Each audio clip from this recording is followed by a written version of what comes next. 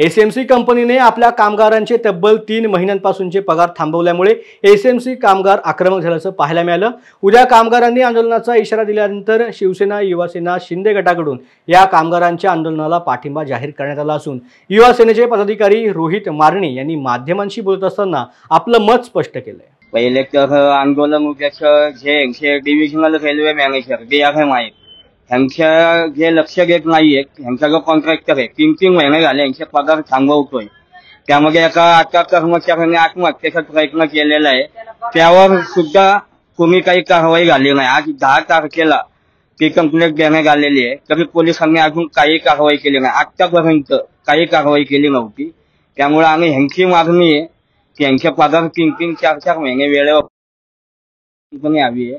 तर त्या विरोधात आम्ही उद्या DRMच्या समोर एक मोठं आंदोलन यांच्या कर्मचाऱ्यांच्या तर्फे घेणार आहोत।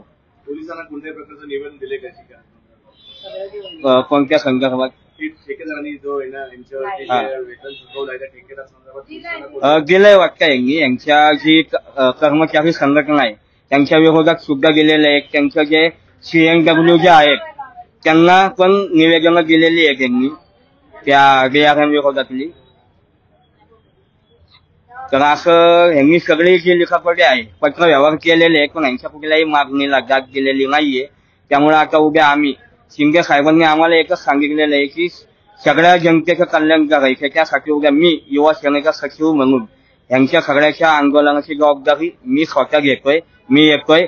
आणि उद्या तुम्ही सुद्धा सगळ्यांनी 9 वाजता DRMचं ऑफिस बाहेर या। तुम्हाला जर तो बदलायचा आहे ना कॉन्ट्रॅक्ट, सगळ्यांनी उद्या 9 वाजता DRMचं ऑफिस बाहेर या। मी पण येतोय आणि तुम्ही सगळ्यांनी या।